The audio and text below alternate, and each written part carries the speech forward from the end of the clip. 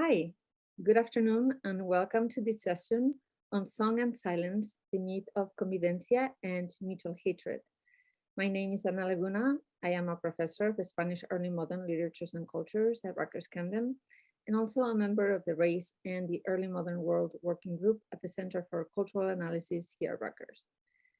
Spanish scholarship has been exploring multi-religious societies, Spanish multi-religious societies, Jewish, Moorish, and Christian, for quite some time, but the inquiry into how enmity evolves in these communities along the axis of disease, religion, and political allegiance has been limited and limiting in its scope, genre, and idiom.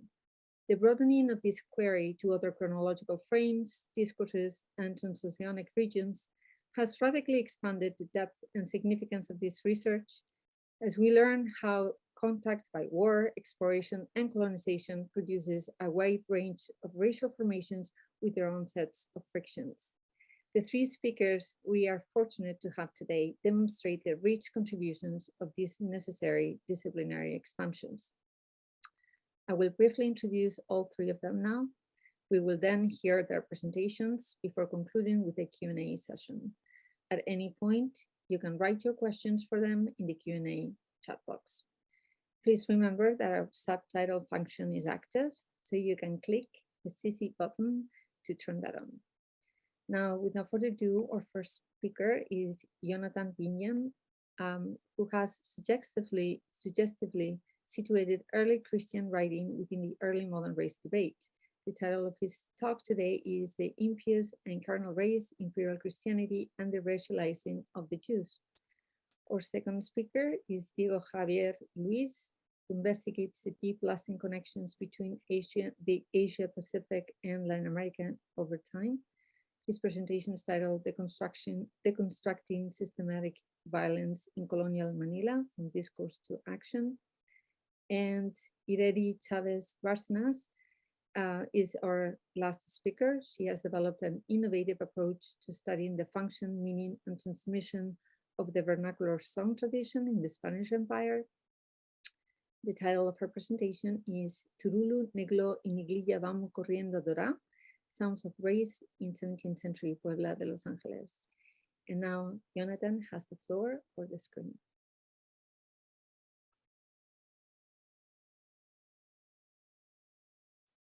Okay, thank you, Anna. And can everybody see the screen? Okay.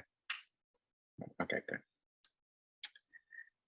One of the more stimulating and analytically productive dimensions in the study of pre-modern race is the question of how historians formulate the enmity between Christians and Jews throughout Western history. This question is significant in part because anti-Jewish prejudice is a thread that runs across the full length of the history of race making in the West, making it a valuable resource for analyzing the topic. The question is also significant because it shines the spotlight on the otherwise often unexamined assumptions behind the taxonomies that scholars employ in reconstructing the histories of race and religion. A common practice of modern scholarship on the issue has been to frame pre-modern forms of prejudice against the Jews as anti-Judaism and modern forms as anti-Semitism. The former is understood to be prejudice along fluid religious and cultural lines, while the latter is conceived as prejudice along fixed biological lines. David Nirenberg has dubbed this distinction, quote, the Jewish Corollary, to the axiom that race is a modern phenomenon, an axiom that pervades much of the conventional historiography on race, racism, and the Jews. This paradigm of interpreting pre-modern anti-Jewish prejudice strictly through the prism of inter-religious or inter-ethnic conflicts has long been the standard practice in the study of Jews and Judaism in antiquity as well. On the one hand, scholars investigating the place of Jews in the wider Greco-Roman context often employ the category of ethnicity to frame Greek and Roman anti-Jewish prejudice, while simultaneously admitting the numerous problems that this modern category elicits. On the other hand, historians of early Christianity contextualize Christian prejudice against the Jews as a religious issue, which remains the most common mode of interpreting the long list of early Christian anti-Jewish writings, commonly referred to as the Adversus Judaeos traditions. While ethnicity and religion have been and can be useful analytical frameworks in the study of ancient societies, they are not without their interpretive deficiencies. For starters, both religion and ethnicity are modern European categories that cannot be retrofitted onto pre-modern social structures in neat and precise ways.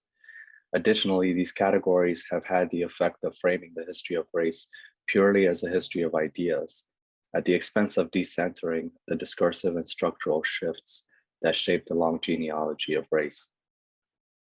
By contrast, scholars working in pre-modern critical race studies are providing important correctives to this shortcoming in the study of pre-modern iterations of structural bias and violence against the Jews. For example, in her exhaustive treatment of race-making in medieval Europe, Geraldine Hang provides a useful paradigm for understanding race-making as, quote, specific historical occasions in which strategic essentialisms are posited and assigned through a variety of practices and pressures, end quote. With respect to the issue of the Jewish corollary, she outlines the contours of what she terms religious race, demonstrating through numerous examples the point that race-making is not always based on somatic features alone. Her examples include discussions of the ways in which the Jews are racialized, particularly in medieval England, through ritualized group practices, cultural fictions, and the force and discourse of institutions of church, state, law, and learning. Additionally, classicists like Shelley Helly, Dan L. Padilla Peralta, Denise Ali McCoskey, and Jackie Murray, among others, are charting new avenues of interpretation in the study of classical literature and societies. In her analysis of Racecraft and the Odyssey, for instance, Murray delineates the mechanisms of race-making that populate the epic. She shows how strategies such as centering and decentering, monstrification, ritual deference, and sexual asymmetry are critical to exploring the mechanisms of racecraft in ancient literature. Murray's critical reading of the Odyssey, with a focus on the means and methods of race-making, provides the useful template for rereading early Christian texts. In what follows, I utilize racecraft as a heuristic for analyzing the treatment of the Jews in late antiquity. I discuss the works of three Christian authors, namely Eusebius of Caesarea, the so-called pseudo-Hegesippus, and Augustine of Hippo. Focusing on the period between the rise of Constantine and the death of Augustine, roughly between 324 and 430 CE, I investigate the correlation between the shifting socio-political structures of late imperial Rome and the shifting attitudes of the Christian elite toward the Jews. More specifically, I highlight the ways in which Christian imperial discourses shift with respect to the Jews as Christian writers of the 4th century reposition themselves within the changing social structure. I make the argument that the Jewish survival of Christian imperialism was not aberrational or accidental, but rather a consequence of a series of deliberate strategies that were instrumental to the Christianization of the empire. Christian imperialism was totalizing in its scope of domination. It not only supplanted the socio-political elite of the Roman imperial structure, but also fundamentally reconfigured much of the epistemological and social paradigms operating in the late Roman Empire. In the process of overtaking the dominating spaces, Christians redefined the meanings of myth, peoplehood, ancestors, land, rituals, culture, and the relationships between them all. This gradual process entailed both structural shifts and the rhetorical strategies employed to legitimize these shifts. The racializing of the Jews played a crucial role in this tectonic shift. First, Christians had to carve out an ethnographic myth for themselves by reconfiguring Jewish symbols and categories in ways intelligible to the Greek and Roman elite. This required the decentering of Jewishness as a defunct race, as demonstrated in Eusebius's two-part apologetic work titled The Praeparatio Evangelica and the Demonstratio Evangelica. Second, the De Excidio Hierosolimitano of the so-called pseudo-Hegesippus illustrates the strategy of monstrification employed to foster fear, hatred, and enmity toward the Jews. Finally, the writings of Augustine of Hippo create enduring fictions about the Jews that would influence racial ideologies for centuries. To begin, Eusebius was positioned at one of the most critical moments in the history of Christianity. He survived the great persecution and then lived long enough to witness the reign and death of Constantine. Constantine was the first Roman emperor to champion Christianity. As John Meyendorff succinctly says of him, quote, "No single human being in history has contributed directly or indirectly to the conversion of so many to the Christian faith," end quote. When Constantine elected to patronize the Christian churches, Eusebius was frequently by his side. He was present at the First Ecumenical Council at Nicaea in 325, which was a watershed moment in the gradual and discursive establishment of Christian orthodoxy. He also became quite instrumental in the production of a large number of literary works aimed at solidifying the rise of Christianity as an economic and political force. The modes of circulation and legitimation of discourses vary not only across different cultures, but across time within the same cultural milieu. Such a shift in the modes of circulation and legitimation of discourses certainly characterizes the Constantinian revolution in late antiquity. Christianity introduces into Greco-Roman political discourses a new significance to the written word. The book becomes sacred. As a result, those positioned and empowered to determine which books count as legitimate and which do not, carve out a space for knowledge production, dissemination, and destruction that previously did not exist. In short, post-Constantine Christians pivot from thoroughly apocalyptic discourses of resistance toward empire to strategically and ambivalently apocalyptic discourses of Christian imperialism. Eusebius actively participated in the early stages of these discursive shifts, writing several works in the service of the Christian empire. He first established himself as Christianity's first historian, writing his genre-defining work, The Ecclesiastical History. He also wrote numerous other works that have survived, from letters to homilies to biblical commentaries. However, the works most crucial for analyzing the racecraft he employs to substantiate Christians as legitimate actors in the empire is his two-part ethnographic treatise and apology titled The Praeparatio Evangelica and the Demonstratio Evangelica, or The Preparation of the Gospel and the Proof of the Gospel. Eusebius began writing the work soon after Constantine's victory over Maxentius in 312 and completed it a few years later, although the exact date for the completion of the work cannot be fixed. The preparation records biblical, philosophical, and ethnographic treatises quoted from a large number of writers, both Christian and non-Christian. While much of the work thus simply iterates earlier apologies for Christianity, the two-part apology does contain an important innovation in Christian modes of legitimation. There is in the text a radical reinvention of the Christian ethnographic myth that historicizes rather than analogize or typologize the Christian connection to the ancient Hebrew tradition. To understand this Eusebius invention in Christian myth-making, it'll be helpful to first set the scene for the writing of the preparation and the proof.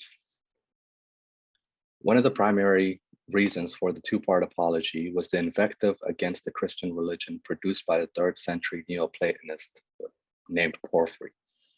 Porphyry was a disciplined pagan who practiced asceticism and whose polemic against Christianity, titled Against Christians, displayed an uncanny familiarity with the Hebrew and Christian sacred books.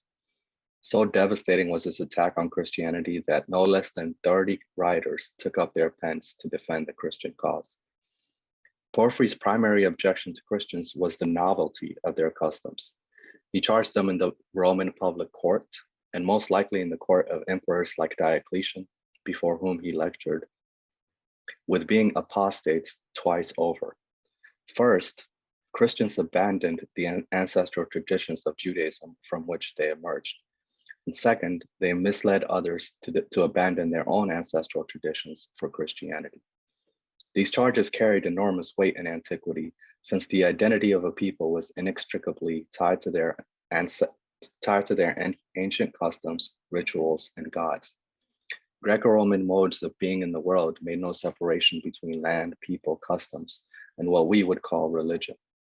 Moreover, ancient writers understood the welfare of society to be acutely dependent on the cultus deorum, or the proper worship or care of the gods. The opening lines of the preparation enumerate this conundrum facing Christian apologists in light of the charges leveled against them by the Roman intellectual elite. And I'll quote here. For in the first place, anyone might naturally want to know who we are that have come forward to write. Are we Greeks or barbarians? Or what can there be intermediate to these? What then may the strangers in us be, and what the new manner of our life?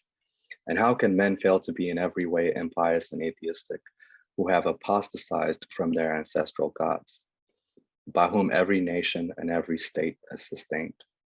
Or what good can they reasonably hope for, who have set themselves at enmity and at war against their preservers, and have thrust away their benefactors? For what else are they than fighters against the gods? While modern ears will most likely hear such rhetorical questions as inherently or even exclusively religious in character, a critical reading demonstrates several points about ancient claims to peoplehood highlighted in this passage. First, ethnic identity cannot be divorced from one's ancestral traditions. Second, this ethno-religion had to be rooted in antiquity, meaning it could not be novel. And third, one's commitment to the ancient customs of one's people was paramount to Roman imperial public life.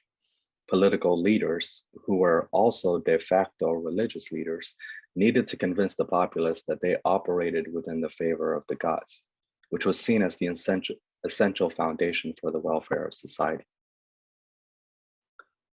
Eusebius's apologetic works established new modes of conceptualizing what it means to be a good Roman and a preserver of the state in light of this discursive and epistemological background. To legitimize Christians as worthy inheritors of Roman imperial power, the author needed to connect Christianity with an ancient ancestral custom and to show that Christians possessed the favor of divine power. To this end, one finds in the preparation and demonstration an ethnographic account that establishes the antiquity of Christianity while simultaneously decentering the Jewish tradition. First, Eusebius appeals to the religious and philosophical sensibilities of the Roman elite by emphasizing the contemplative and ascetic life. In Book 7 of the Preparation, he depicts the earliest stages of human life as a cauldron of idolatry and hedonism, wherein humans persisted in attending to their bodily senses only.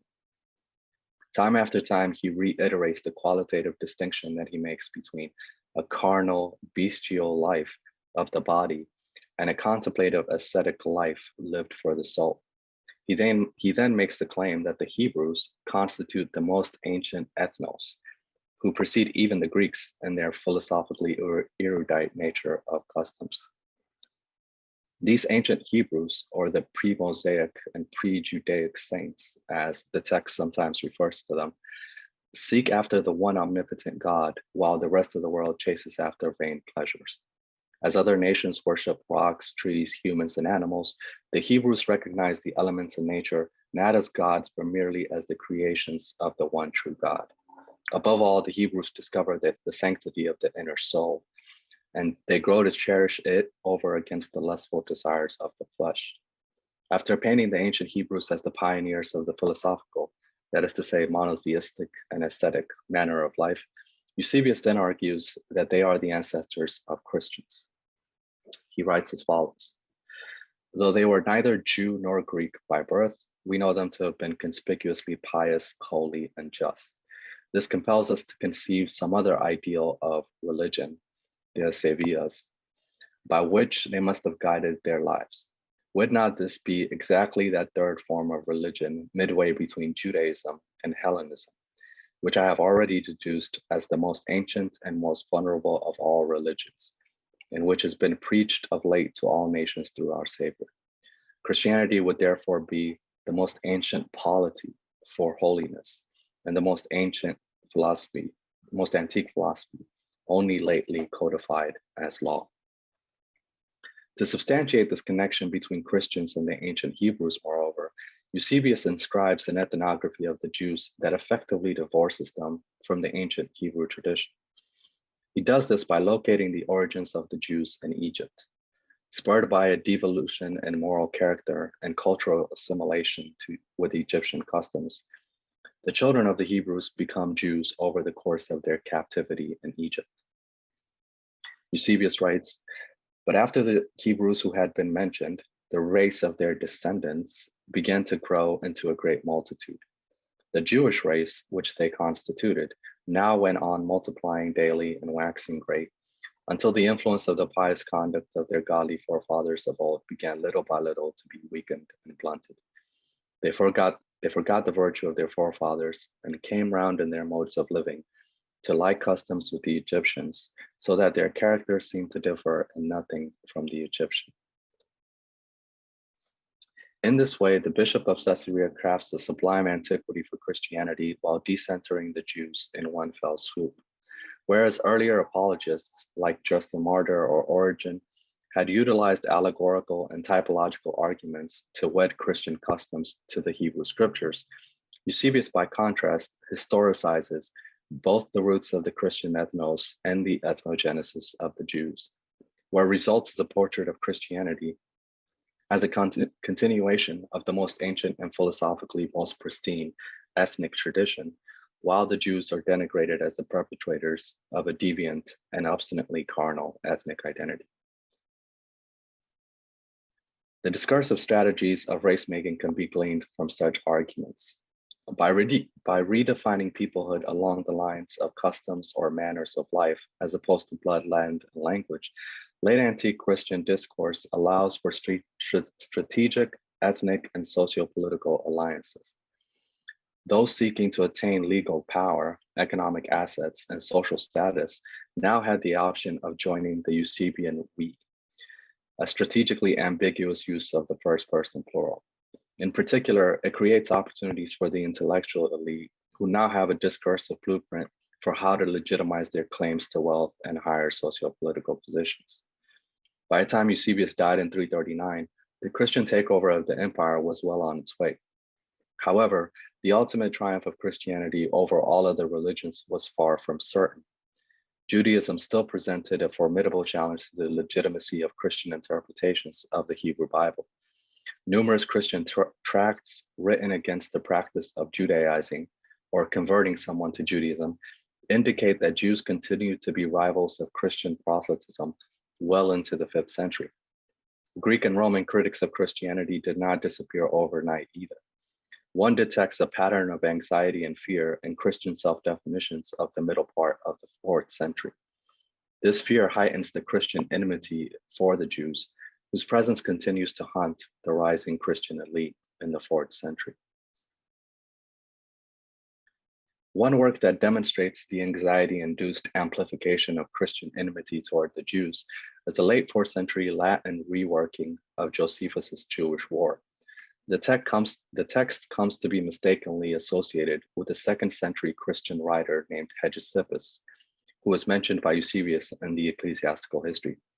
As a result, this adaptation of the Jewish War is sometimes referred to as pseudo-Josephus.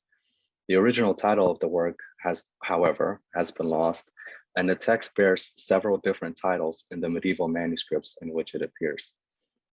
And it is the title first given to the text in a 10th century Spanish manuscript that has become the standard title for the work, De Excidio Hierosolimitano, or On the Destruction of Jerusalem. While a comprehensive list of all the known manuscripts that contain the De Excidio is currently not available, according to some estimates, there are probably as many manuscripts and fragments of the text as there are manuscripts and fragments of the Latin Jewish War or the Latin Jewish Antiquities, both written by Josephus. This is a surprising estimate given that there are more than 150 manuscripts of the Latin War and close to 200 copies and fragments of the Antiquities that are extant today. In addition, there are at least 21 known manuscripts of the De Excidio that all date from before 1000 CE and 3 that date from before 700 CE. The large number of textual witnesses and the survival of relatively early manuscripts of this work illustrate its popularity among late antique and medieval Christians, although the interest of modern scholarship in the text has yet to match its popularity in the pre-modern world. Despite being overlooked by much of modern scholarship, the De Excidio exemplifies an important moment in the development of early Christian racecraft vis-a-vis the Jews.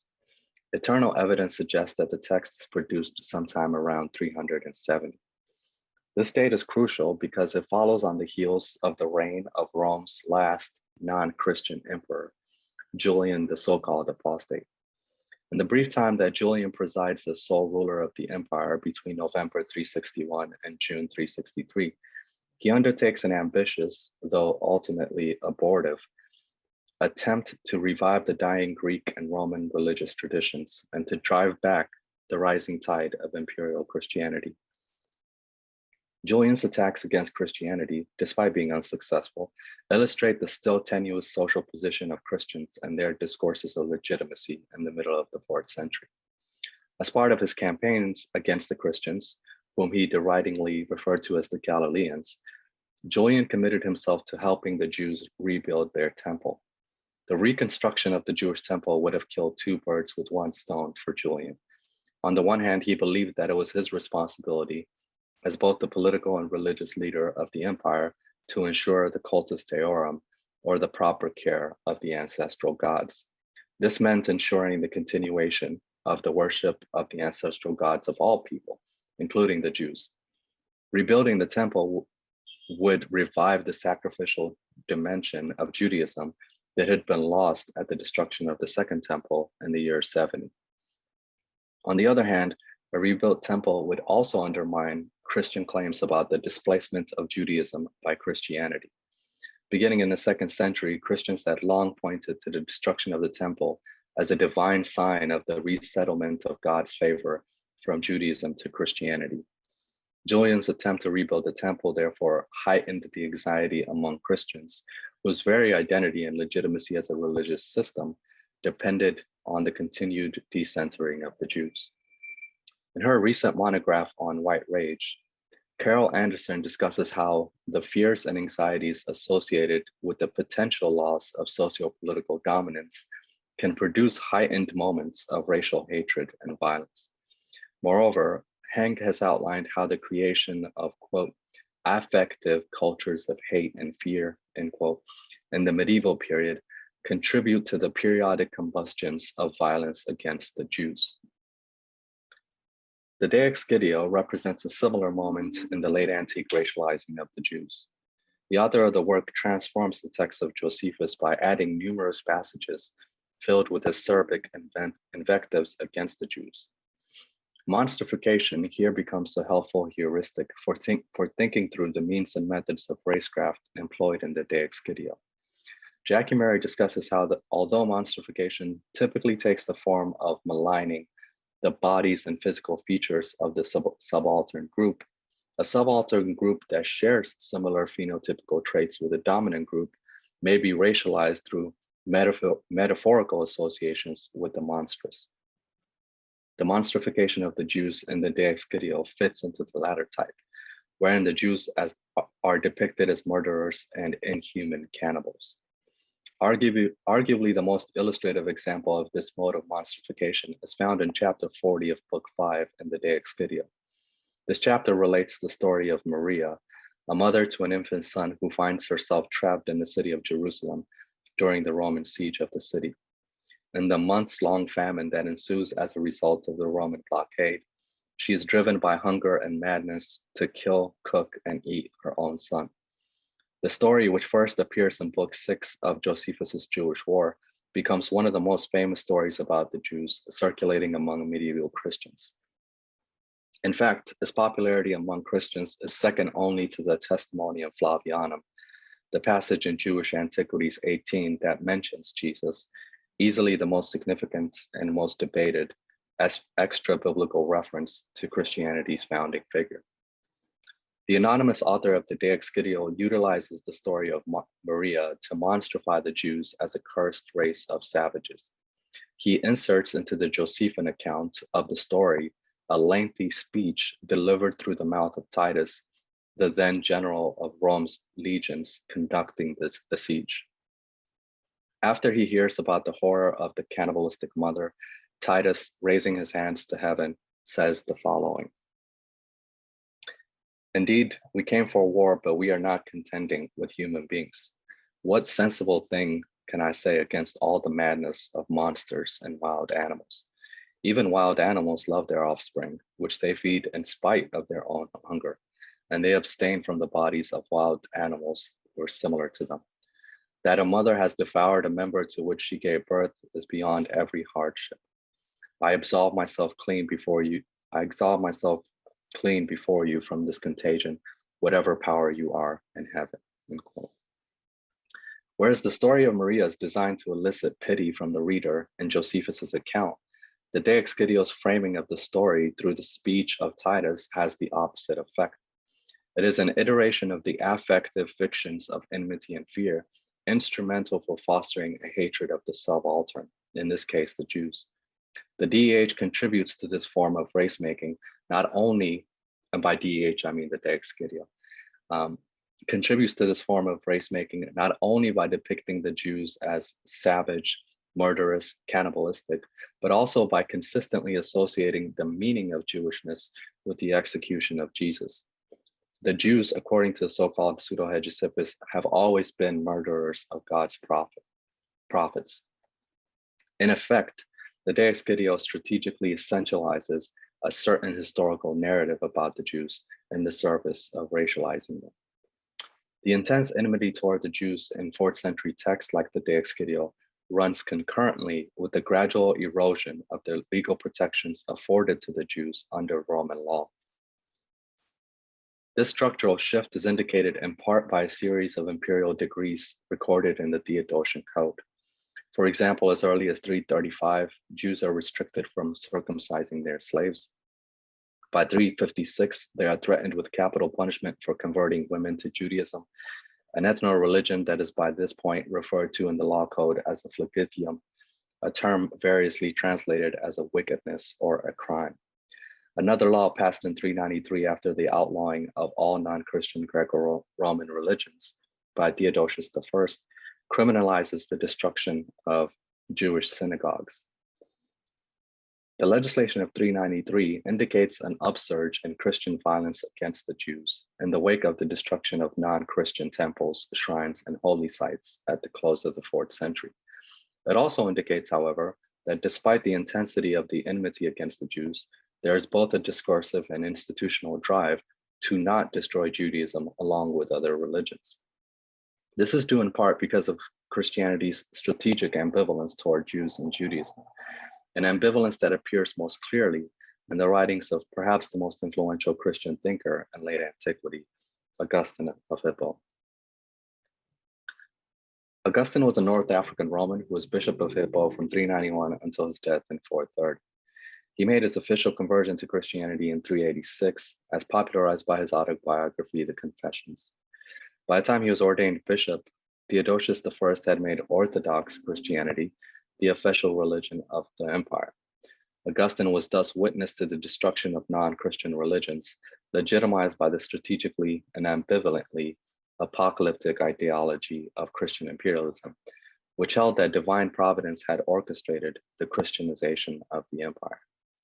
However, a seismic event that took place in the middle of Augustine's bishopric forced Christians to reformulate their legitimations for the Christian takeover of the empire. After a series of invasions from barbarian tribes formerly residing outside of Rome's northern borders, in the year 410, Alaric and the Goths shocked the Roman world by successfully sacking and looting Rome, the famed Eternal City. More than any other event of the early 5th century, the sack of Rome weakened the Eusebian argument that divine providence had given the empire over to Christian leaders. Critics of Christianity reasserted their position that Christianity was dangerous to the welfare of the empire because it inculcated people to abandon the care of the gods. Augustine set out to write his magnum opus, The City of God, around 413, in response to the need for Christians to defend themselves in light of Rome's sacking and to re-legitimize their newly gained position in the empire. It is in this work that one finds arguably the clearest iteration of the strategic ambivalence that characterizes the apocalyptic imperialism of late antique Christianity. Augustine argues on the one hand that the church is not tied to the destiny of any earthly state or empire. Instead, the city of God is an invisible polity constituted from the secret membership of the elect, whose identities are known only to God and who must live among the reprobate or the damned, who populate the cities of man. Augustine thus reconceptualizes Christian identity and the identity of non-Christians in view of the doctrine of predestination that informed his soteriology. As Henry Chadwick puts it, for Augustine, the meaning of history lies not in the flux of outward events, but in the hidden drama of sin and redemption.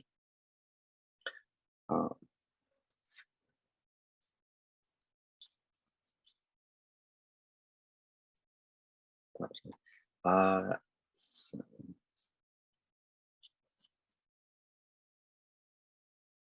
gonna skip over a few parts of this for the sake of time, but I can come back to this if need be.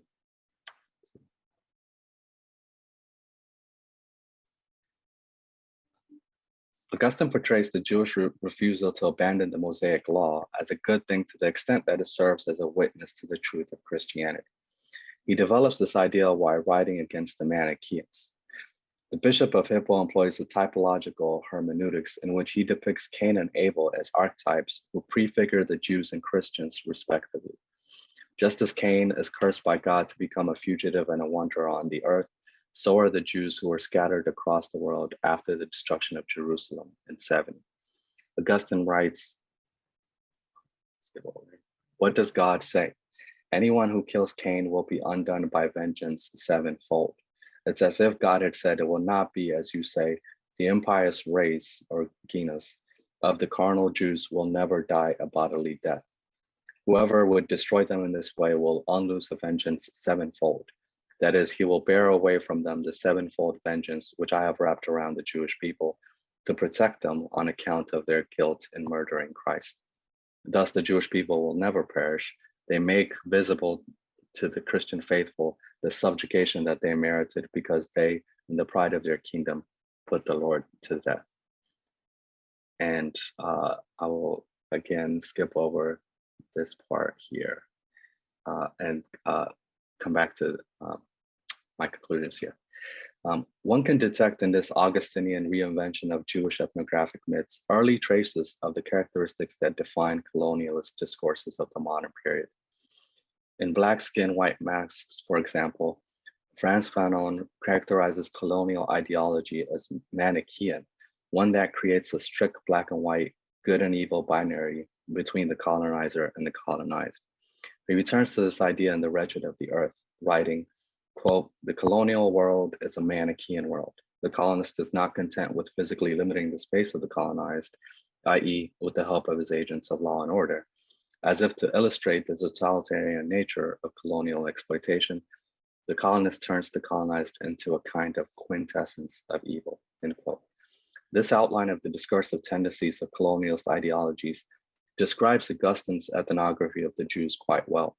Even Fanon's use of the term Manichaean thematically intersects with the discussion of Augustine, who spends 9 years of his life as a committed Manichae before dedicating several works to arguing against them as a Catholic bishop.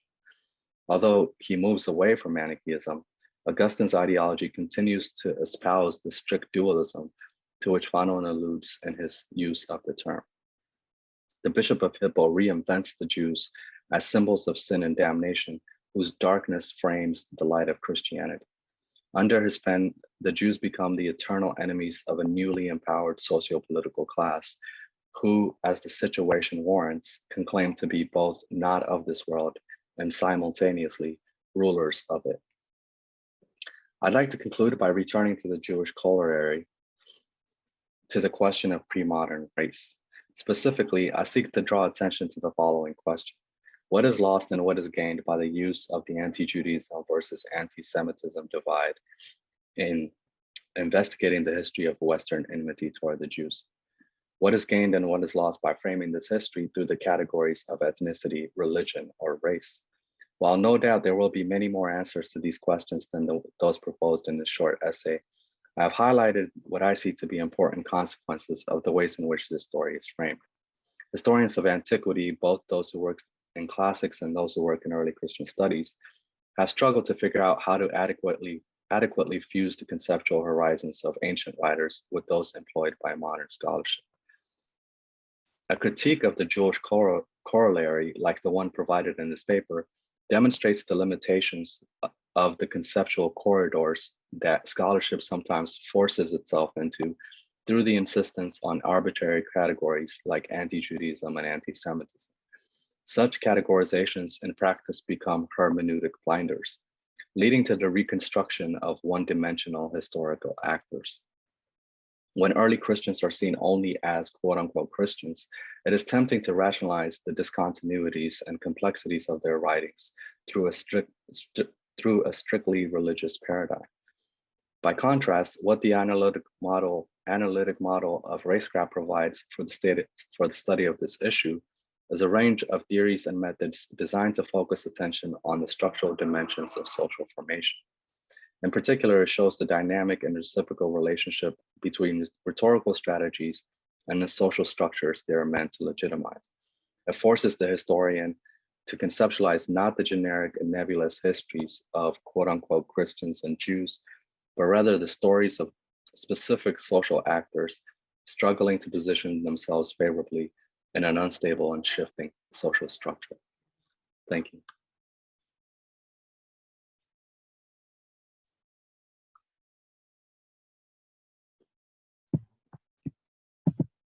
Hello, I'm going to go ahead and share my screen here.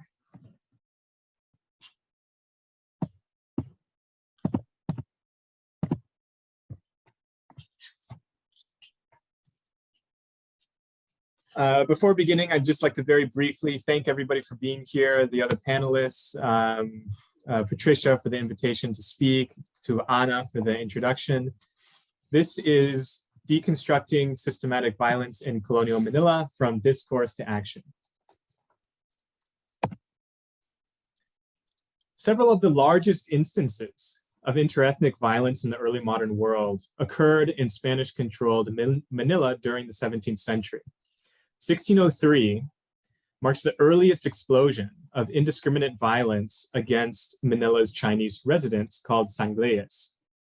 From October 3rd to November 12th, a coalition force of hundreds of Spanish and Japanese soldiers, alongside 4,000 Tagalog and Kapampangan Filipino allies, defeated and massacred as many as 20,000 Chinese merchants, artisans, builders, and farmers. Some estimates even go higher than that. Like many outbreaks of colonial violence in the early modern world, the constructions of race that fueled the massacres of 1603 remain insufficiently explored in the historiography. My primary aim at this symposium is to rebuild a historical trajectory from a discourse of difference to violent action, from the unsteady coexistence of multi-ethnic and multi-confessional communities in Manila to unbridled slaughter. Doing so allows us to identify the ossification of racializing perceptions and stereotypes over time that ultimately enabled and encouraged mass violence against the Chinese of Manila. So it's important to state here that the indiscriminate killing that characterized the massacres of 1603 resemble in some ways modern cases of genocide. Nevertheless, as a legal term, of course, genocide is anachronistic to the early modern world. The definition of the crime of genocide dates to 1948 and originates in Article 2 of the UN Genocide Convention. According to this definition, there must be a quote unquote physical element, for example, killing, and a quote unquote mental element, signifying the intent to destroy. The second element requires a state policy or plan to destroy in order to qualify instances of mass violence as genocide. In other words, on its own, mass murder is legally insufficient. For scholars of the pre-modern world who work with the challenges inherent to pre-modern archives, the burden of proving intent can be prohibitively murky, and such a search for intent might ultimately obfuscate the real atrocities in question. For this reason, in writing about the Spanish-Mexica War of 1519 to 1521, Matthew Restall writes that, quote, "The Spanish wars of invasion were genocidal not in intent, but in effect," end quote. If we sidestep the question of intent, though, we must then confront the unmistakable reality that Spaniards repeatedly killed with genocidal effect in colonial settings everywhere from Al-Andalus through the Caribbean to Tierra Firme and the Philippines.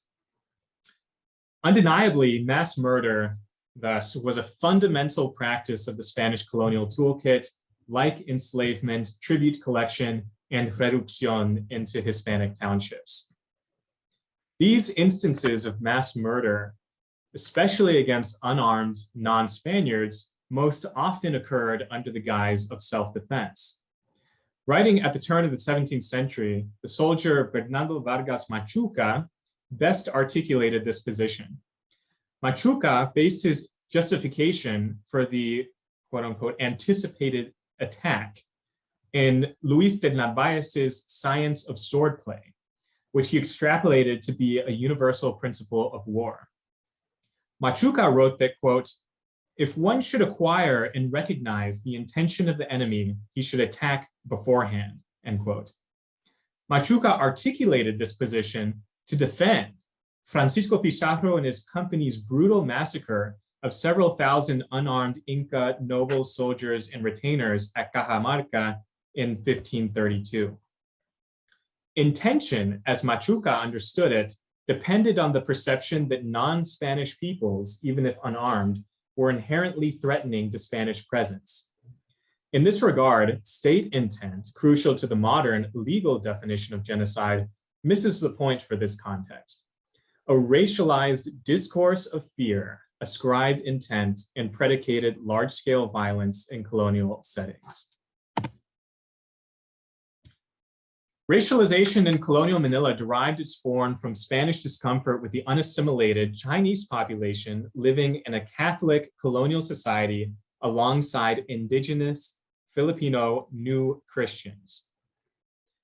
The merger of the Orientalistic obsession with Chinese goods and the economic necessity of Chinese merchants, farmers, and laborers in Manila itself generated an uneasy coexistence of 1,000 Spaniards and 6,000 to 7,000 Sangleas during the trade season by 1590. By 1596, this number would rise to 24,000 and to an all-time high of 30,000 in 1603. Just to put this in perspective, that means that the Chinese population of Manila alone was comparable to the population of Madrid at this time. By the turn of the 17th century, urban Manila was well and truly a predominantly Chinese entrepot. Sangleas represented the largest formally unconverted demographic of any single colony in the Hispanic world. And most were never even nominally subjects of the colonial administration. As contact between Sangleas and Filipinos increased, so too did Spanish fear that their cultural influence was being eclipsed. These fears centered around two key thematics that I'll be talking about today: ritual and sexuality. Spaniards attempted to rectify their marginal position through increasingly hostile colonial policies and obsessive ordering of urban space in Manila, which this map exemplifies through the walled city known as the Spanish Intramuros, juxtaposed with the Chinese designated Parian, and across the river where converted Chinese were permitted to live alongside indigenous populations. The unconverted Chinese population was restricted formally to the Parian. So the Spaniards attempted to rectify through an obsessive ordering of urban space in Manila and eventually mass murder. First, only a small percentage of all Sangleas ever converted to Catholicism, and even those that did continued to practice non-Catholic customs. And customs at least designated as non-Catholic, right? In 1592, ecclesiastical judge Cristobal de Salvatierra recommended that Chinese New Year plays be banned. He wrote that, quote, or before the quote, he wrote that at these plays, quote, superstitions and idolatries are mixed. all of which is of great scandal to the new Christians, end quote, meaning the indigenous Filipinos, of course. These theatrical representations and their offerings to folk deities then could cause neophytes in the faith to backslide from Catholic dogma. Any sanglay violating the ban would be fined 20 pesos, forfeit their costumes, be whipped 200 times, perform forced labor for a year, and be exiled forever. 1 year later, in 1593, the governor Gómez Pérez Dasmariñas forcibly impressed 250 Chinese rowers for his armed invasion of the Spice Islands in what's modern day Indonesia now. 2 weeks later, after the launch of this expedition, 2 ragged men arrived in Manila and told of a Chinese mutiny that had murdered the governor and made off with the ship. The 2 survivors testified that the Chinese crew, in their desperation to return to China, had turned to folk religion, sacrificial offerings, and spiritual possession for safe passage. During a stop in the Ilocos, northern part of the Philippines, for supplies, the indigenous Ilocanos, who had already heard of the governor's death, ambushed the Chinese landing party and killed 20 of the mutineers. At the height of their desperation and in constant fear of Spanish reprisal, a Chinese man accepted a spirit into his body and ordered that one of their Filipino captives be tied to the prow mast. Allegedly, he then procured a dagger and opened his victim's chest. The possessed man reached his hand into the cavity, removed a handful of organs, took them into his mouth, and had the victim thrown overboard.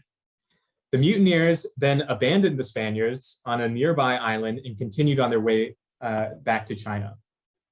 In Manila, the story affirmed to the horrified listeners, affirmed that the sanglees, even those who had converted, kept practices that Spanish chroniclers like Hernando Cortez's biographer, Francisco López de Gómara, for example, had already condemned in the Mexica and had used to justify the bloody Spanish invasion of Tenochtitlan.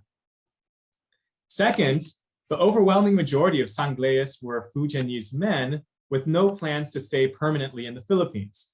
Tonio Andrade and Ethan Hockley have noted the importance of patronage and sexual alliance among these seafaring men, despite that many had wives and families back in China.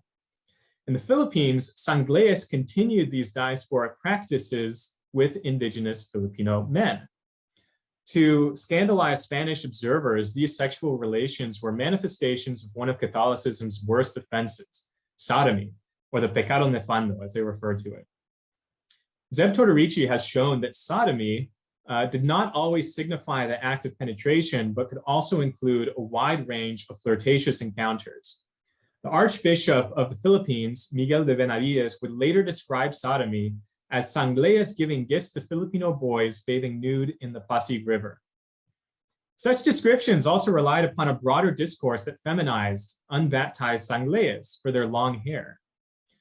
In his 1597 petition to categorically deport all unconverted Chinese from the Philippines, former Governor Luis Pérez Dasmariñas, who was the son of the other Dasmariñas who was murdered during the 1593 Chinese Mutiny, the son wrote that the sanglees had succumbed to the, quote, abominable and nefarious sin, unquote.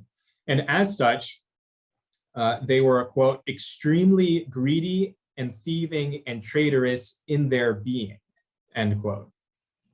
For Dasmariñas, the sanglé presence in Manila was culturally incompatible with Spanish colonial society. The dangers of non-dogmatic sexual alliance threatened to destabilize the tenuous Spanish hold over Filipino souls, the majority of whom had been categorized previously as Muslim upon Spanish arrival. The maintenance of Spanish authority in the Philippines then relied upon curbing unregulated Chinese-Filipino relations and funneling interethnic contact into heterosexual marriages. The first public executions for Chinese sodomy occurred in 1588. So, returning to our context of the 1603 uprising, Believing that Spaniards and their allies were preparing to kill them all, Sanglé laborers began setting fires across the Pasig River and attacking Spanish households on October 3rd of 1603. And the retaliation against this movement carried with it all the consequences of the previous 2 decades of racialization, of paranoia, and cultural vulnerability that I've just laid out with the examples of ritual and sexuality. What began as a war between rebels and a Spanish-led multi-ethnic army became a quest for revenge. Spaniards burned half of the Parian, which was the Chinatown, which was filled with thousands of non-combatants. One Spanish soldier wrote in the aftermath that it seemed, quote, that divine justice showed that such sins, like the ones committed there, were deserving of such punishment, end quote. And this is a clear reference to the accusations of sodomy that I've just spoken about. As wealthy Sanglé merchants watched their fortunes burn and contemplated their imminent murder at the hands of Spanish or rebel forces, many preferred to hang themselves.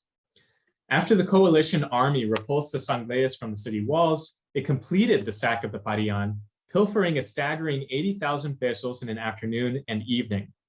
Simultaneously, a unit of 500 Japanese troops under the command of 3 Spanish officers and 2 Franciscan mercenaries found 200 wounded and sick Sanglé rebels at their wooden fort in San Francisco del Monte and slaughtered them all. During the Sanglé rout from Manila, 400 dressed as Japanese and were captured. The coalition put them all to the sword, save 5 who converted and were spared. Even the chronicler Bartolomé Leonardo de Argensola, who had elsewhere referred to the Sanglés as quote unquote monsters, expressed discomfort with this form of summary killing. He wrote, quote, although it would be less meticulous to kill them all or to try, it did not seem just to punish people whose offense was uncertain, end quote. Smaller units of Filipino soldiers under the command of indigenous nobles and Spanish captains pursued the rebels into the countryside. One such unit cornered the Sanglé rear guard at the Tiao River. Rather than face yet another massacre, the rebels jumped into the river and drowned. The remaining Sanglés were caught trying to build boats at the coast in Batangas. The captains reported no survivors. Spanish observers in the model of Cortés during the sack of Tenochtitlan would later absolve themselves of responsibility by pinning all atrocities on Filipino and Japanese quote-unquote butchers. Estimates of the murdered Sanglés range between a staggering 20 and 30,000. In the aftermath, Spanish captains, treasury officials, and administrators confiscated Sanglé property and auctioned it. The bounties included numerous slaves, silver, horses, and valuable land to the north of Manila, including the salt fields of Navotas and several sugar plantations.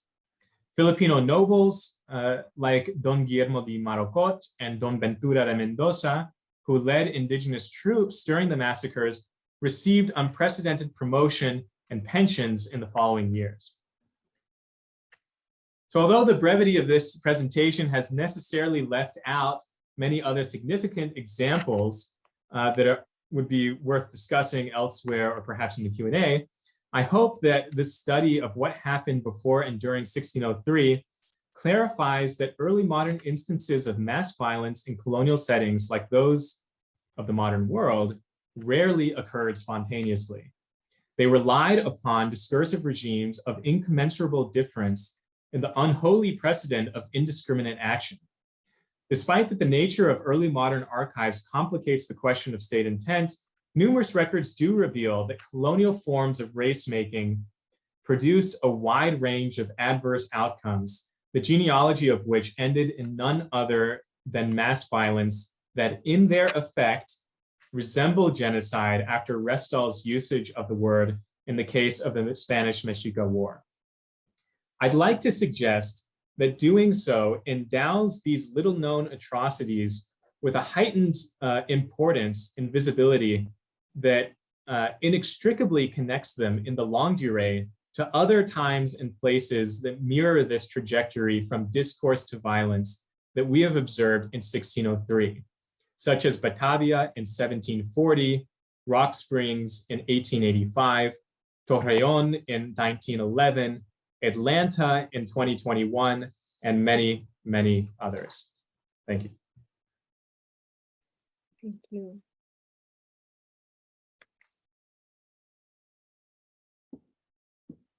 Thank you very much.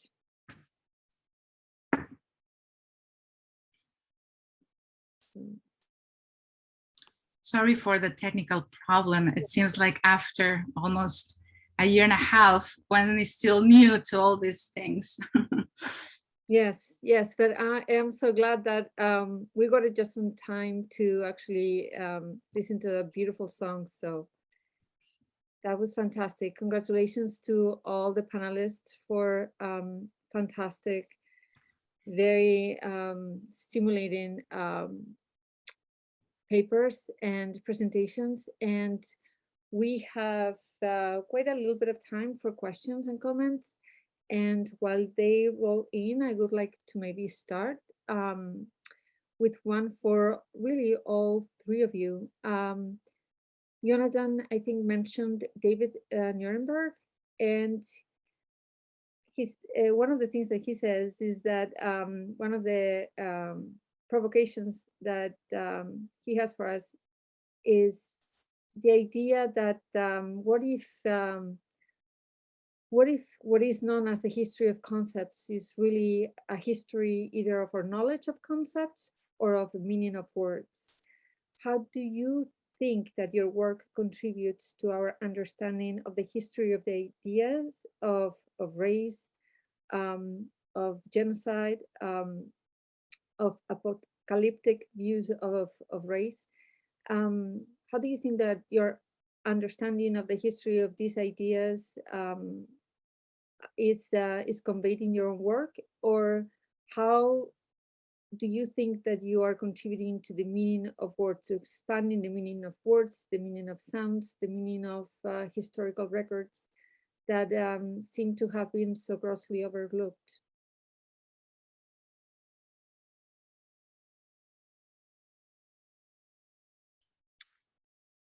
So that's a really good question, and I'll try and formulate a concise answer to that. But the way I view the situation is that there are conceptual handicaps that that often hinder historiography, particularly of the pre-modern context, and especially of ancient societies like Greece and Rome. And the problem for me is that oftentimes when we have terms like religion or race or ethnicity, what can happen is you start off with sort of a baseline, ordinary language, or kind of common sense definition of these terms as they operate in a colloquial context. And what time and again, what historians of antiquity have shown is that there really aren't these one-for-one translations that you can do from ancient concepts or ancient categories like ethnos and genos, where you can just say ethnos means ethnicity, and genos means race. You really can't do those one-for-one translations. And so what I'm attempting to show through my work is that we have to have more sophisticated definitions, or we have to create these frameworks that allow for the sort of dynamic and complex nature of historical texts. And to me, that's one advantage of employing racecraft or race making or racial formation as this framework for investigating historical sources in these non-essentialist ways, where you're going in and saying, I'm going to try and extricate, the religious dimension or the ethnic dimension or the racial dimension. But in order to allow for this fusion between how we conceptualize the world and how they conceptualize the world. I think we have to be really flexible in the way that we utilize terms, not just like race, but also of terms like ethnicity and religion. I can just jump in here and follow up on that. For me, I agree, and I think of the way that racial formation operates in my own work and the larger work that this presentation comes out of as a starting point, really, a starting point for asking new kinds of questions that allow for an interrogation of the historical process that shows that the ways in which personhood categories get essentialized, in this case in particular, in the case of 1603, meant something historically. It produced definitive outcomes.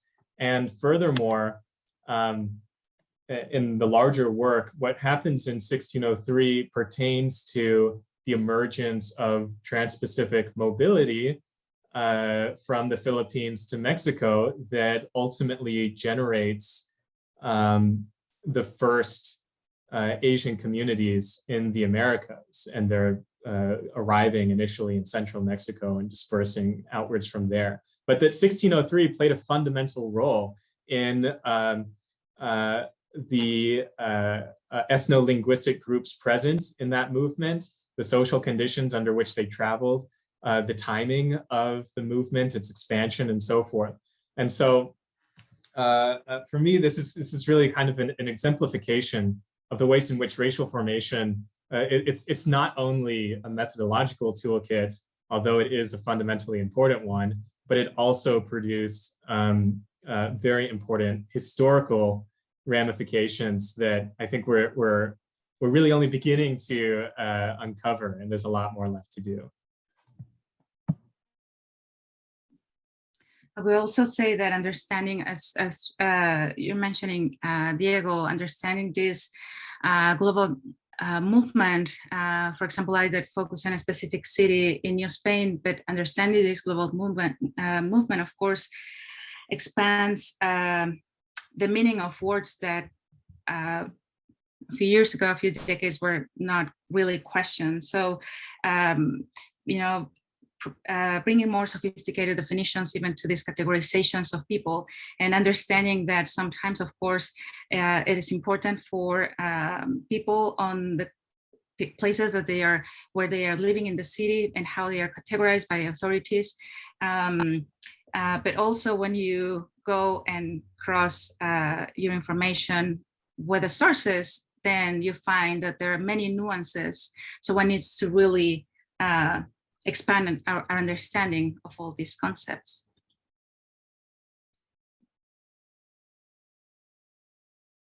That's great. We have a question. It's for Ireri, for Professor Chávez Bárcenas. And Emily Wisford asks, do we know anything about whether Gaspar Fernández villancicos are single author text, or whether he is compiling, developing existing folk compositions? More substantially, I think I'm asking if anything about the circumstances of composing, compiling these villancicos could help us think about the important question of how to read this text, both as a racist stereotyping and as potentially text that might give us a glimpse, however polytheistic, into Black and Indigenous experience in early modern Puebla. It's a very interesting question. And of course, one of the problems that we have studying this text from the early 17th century is that we don't really know the close collaboration that composers, that chapel masters had with the people who were writing these texts. We know that they were in charge of, well, first and foremost, of providing the music that was needed for every major liturgical feast. So they had even extra time in extra money to find these texts. Sometimes, as in the case, for example, when he is using printed editions of and poetic anthologies. Many of these, of course, published in the Iberian Peninsula, but some others as well published in New Spain at the time. But they had to have close ties with writers in their own time, because most of the time they're also writing for local occasions. But we just don't have enough information to see who is writing these texts or who is asking some of these ideas. What we know, of course, is that all this writing in the late 17th century and the late 16th century and early 17th century is that writers, these devotional texts are working with a very specific conventions of depicting characters from different ethnic or regional origins. And some of these stereotypes are already sort of standard in Spanish literature. What I'm trying to demonstrate is that once we understand these conventions, then we can see other nuances, other things that were happening in the time. And I can understand, of course, the discomfort that we find in some of these texts. What I propose is to read them thoroughly and trying to see what people is listening and how may have been important or how it maybe resonated with the things that are happening in that particular historical period. We do have another question, but I just wanted to ask very quickly, do the villancicos by Sor Juana, can they some form be related to the villancicos that you've been talking about? Or and how could they fit in? Because I know that they have been quite also marginalized by scholarship, right? Yes, villancicos by Sor Juana are some years after, so in the mid and late 17th century.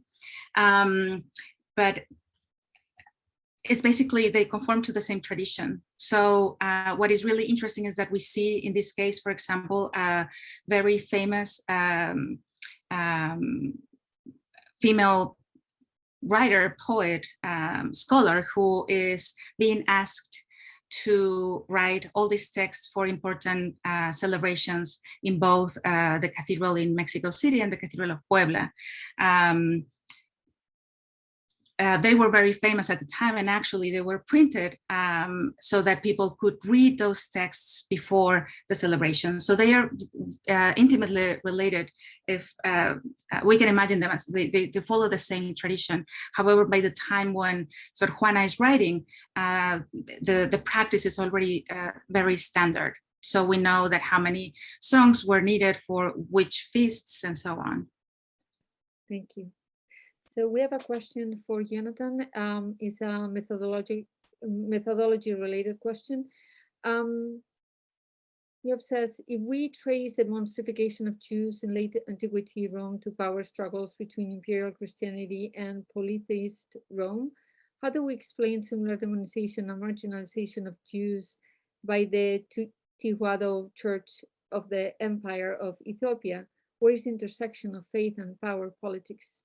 And power politics there? And it's a very long question, but I'll stop there to give you a chance to answer.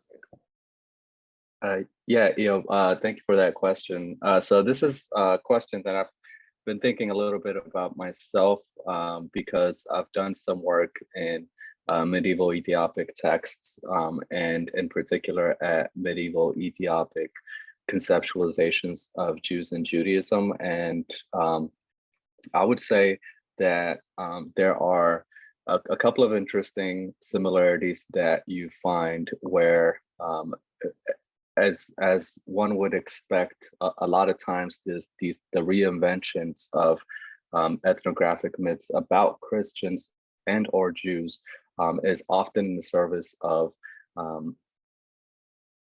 specific historical occasions. To me, there are very interesting parallels that can be made between the Constantinian moment in 4th century Rome and the rise of the Solomonic Empire in 13th century Ethiopia, where in both cases you have these ethnographic myths about Christians, and in the context of Eusebian myth making, it's Christians kind of conceptualized as a Greco-Roman ethnos, but in the context of Ethiopia, it's Ethiopian Orthodox Christians, and in particular the kings of this newly enshrined dynasty called the Solomonic dynasty. But if you read like the Kibra Nagast, that story has a similar displacement or decentering of the Jews as the people of God, and in that context, they're being displaced by Ethiopians and by Ethiopian Orthodox Christians in particular.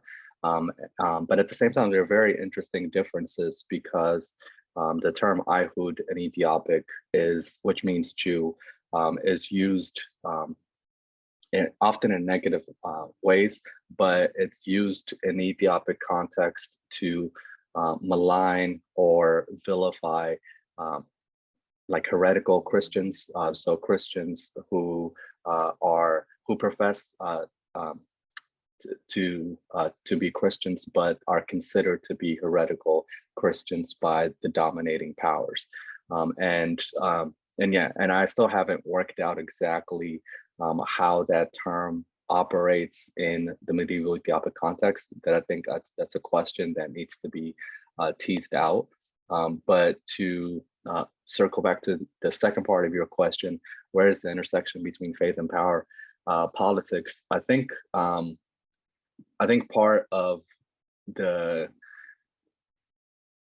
process of trying to kind of unwind all the complex kind of tangling up of terminologies, of modern terminologies versus ancient terminologies. Part of what that is showing us, I think, is that there really isn't a need to think about power and faith as two separate things.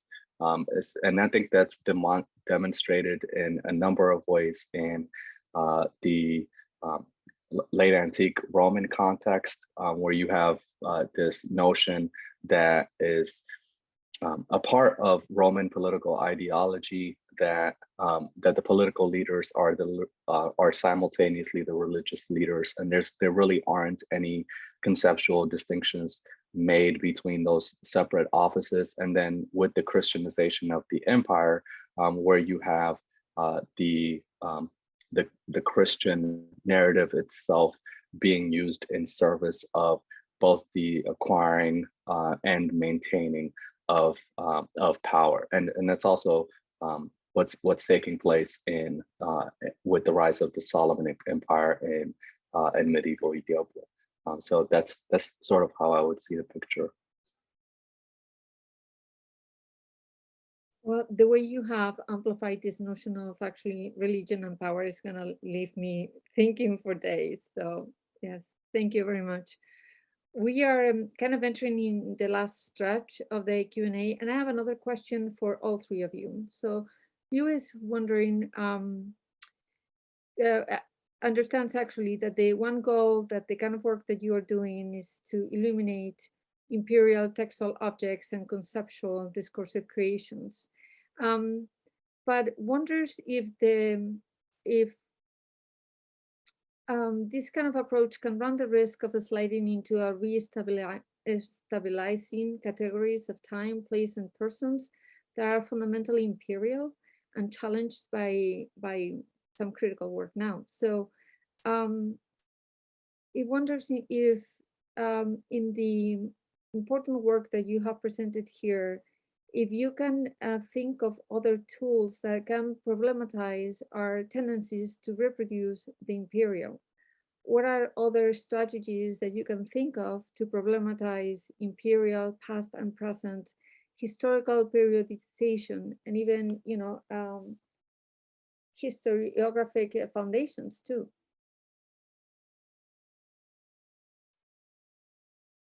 And anybody can start.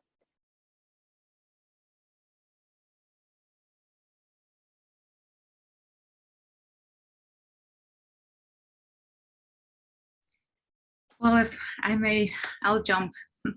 Some of the things that I've been finding troubling as I've been conducting my research is, you know, just we find all these contradictions among the many the peoples that lived in that time, and we of course can condemn the slavery and many of the violence that was inflicted to many people. But something that I've been struggling with, I'm not so sure if I'm providing an answer actually, is that it seems that after, in the case of the Spanish expansion of the Spanish Empire, is that it seems that after 500 years or so, we still haven't found an economic system that would guarantee proper conditions for workers today. So our most basic conditions like food and clothing and technology still depend on labor practices that are not so different from what you know, what was experienced in obrajes, or how I sort of tied it with my research. But some of the tools or some of the reading that I've been doing recently by Naomi Andre, she's, well, she provided a concept that to me was very useful, what she calls engaged musicology. And I'm still thinking, so I don't have exactly the way as to how engaged with that, but basically what she's proposing is that musicologists are usually very interested in you know, providing the meaning of the music or these expressions in the past. But in her work, she is trying to articulate the ways in which this music can establish the connections to recent events, to today, and to our concerns. And in the case, of course, with the music that we are recovering and that we sometimes, you know, we also have live performances and audiences. So I think it is something that I've been trying to find the ways in how to find ways in which some of these historical circumstances resonate with our present today.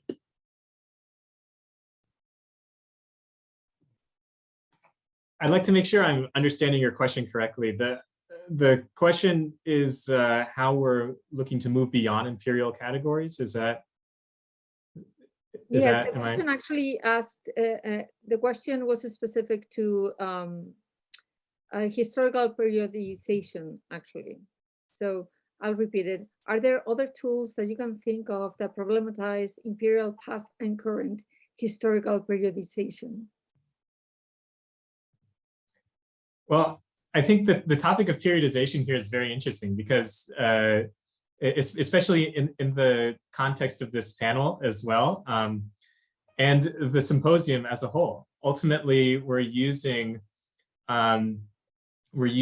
categories of analysis that have been developed in a more modern context in order to read another historical context and gain meaning and significance from it. But I think that the periodization here is very, very complicated, of course, because, and I think that that's one of the very interesting things about the history of the Hispanic world more generally, which is that what is modern and what is colonial oftentimes is very blurry. There is colonialism that exists today, and there are historians that identify elements that we now consider to be fundamental to the modern world as having existed in some capacity in the early modern world. I think that that the way that race operates is ultimately very similar. Race, as it's been theorized by an earlier generation of scholarship as having applied only to the modern world, was defined as existing defined primarily as a biological category, right? As something that could be visually discerned or based in biology or genetics, or solely as colorism. And I think that one of the very provocative things that that a more recent wave of scholarship and that I think that we're trying to achieve on this panel is showing that the way that race operates in the early modern world is different. Because it's different doesn't mean that it's not there, but that markers of difference could encompass language, could encompass religion, which we've seen by my other fellow panelists, as well as physical markers and legalistic markers. So I think that there's a really interesting interplay here between colonial language of the colonial world and modern categories of analysis that can offer new opportunities for gaining meaning and counter-reading colonial archives in the sources. Those are great answers. Yonatan, if I may, I would like to rephrase it a little bit before I give you the opportunity to answer, because I think that many scholars assume that the link between religious violence and racial violence begins in the early modern period, or is especially tied, right, to the early modern period. Why don't we consider earlier eras more often, or do we? Because I'm thinking of Geraldine Hang and all these great theorists, right, that have brought the early modern into prime focus, a primary locus, right, in this in the formation of race. But you bring it back, and it makes perfect sense. So how aware are we, or were we, of the link between, you know, these two eras before, in your experience? Yeah, so I think that's, I share your viewpoint that, you know, there's a lot going on in early modern and medieval studies that I think is conducive to the project of essentially trying to break out of this kind of conceptual molds that conventional historiography, conventional scholarship has put forward.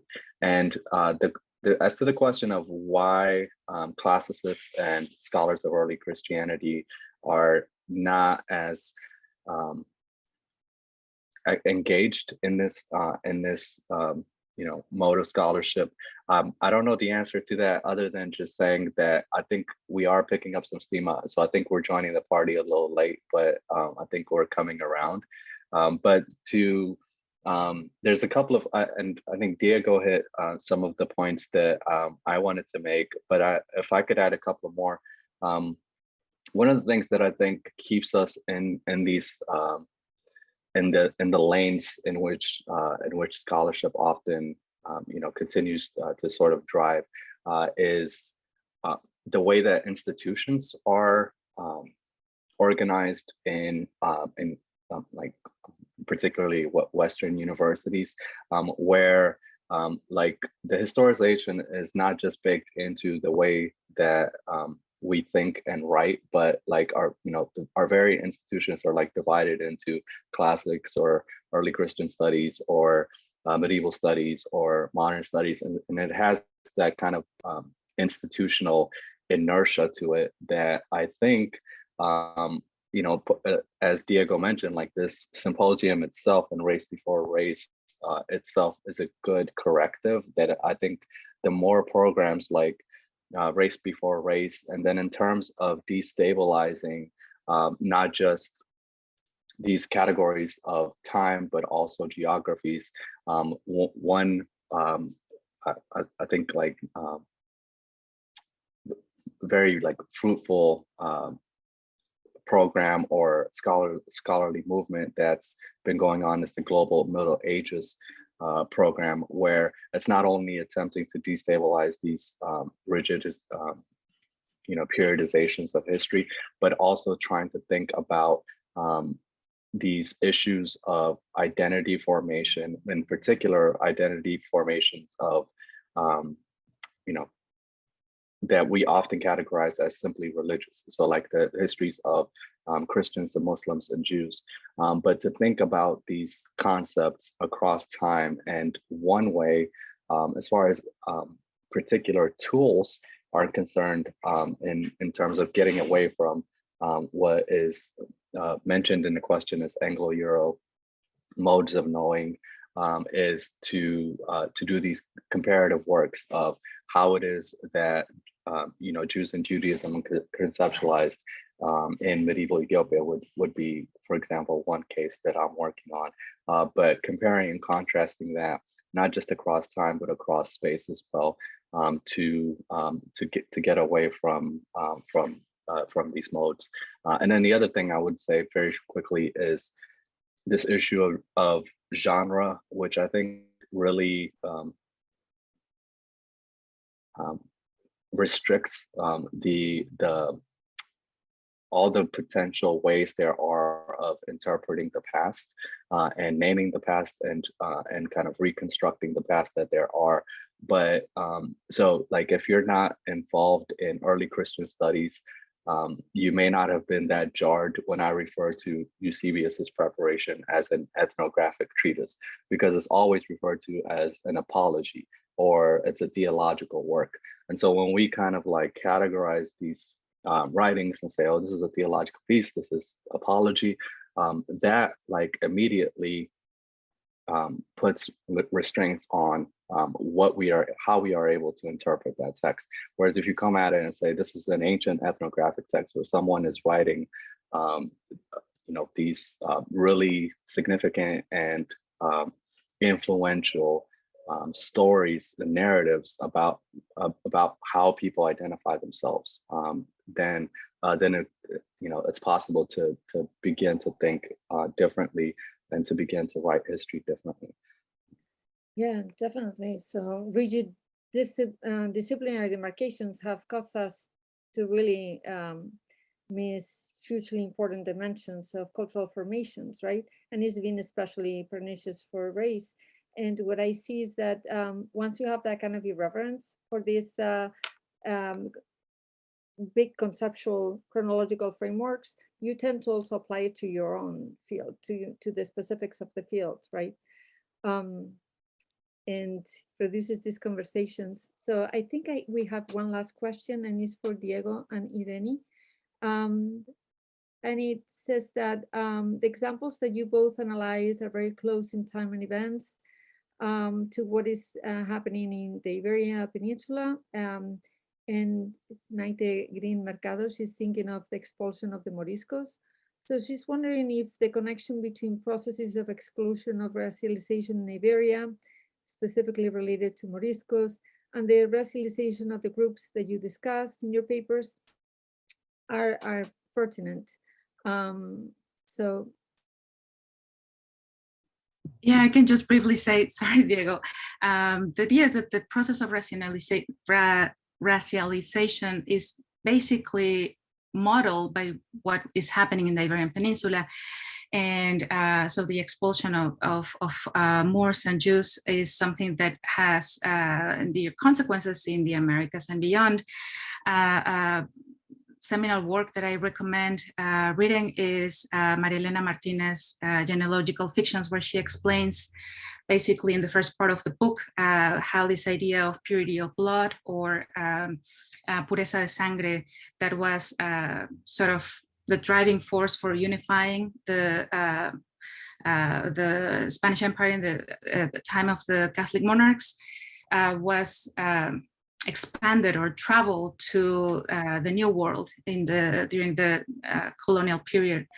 And of course, with some new nuances, if we can say so. But yes, it's totally modeled on what is happening in the Iberian Peninsula, at least in my case. The answer for me is yes as well. It comes up again and again in proposals to oftentimes to deport or expulse Sangleas from Manila around questions of fundamental unconvertibility. And one of the most explicit references was in a 1603 proposal to export the summer before the massacres occurred. And the Archbishop of the Philippines, who writes this proposal, says that that there's in fact a precedent to expulse people of this description. Just look, and he's writing to the king, right? He says, just look at what the Catholic monarchs did with Jews and Muslims, and use that as your precedent to get rid of the unconverted Sangleas from the city. So there's a way in which that rhetoric comes up again and again. It's very much on the mind of colonial officials in the Philippines. Yeah, and then I'm thinking also of the Guerra de Alpujarras, right? And 1588, of course. Well, we could continue. I could continue asking, conversing with you guys for hours, but it would not be fair after the wonderful papers that you have delivered in this great discussion. So I think it would be just fair to close the session here and to invite everyone to come back tomorrow for another panel on RaceB4Race. But thank you very much to my panelists and to everyone for being here. Thank you. Thank you very much.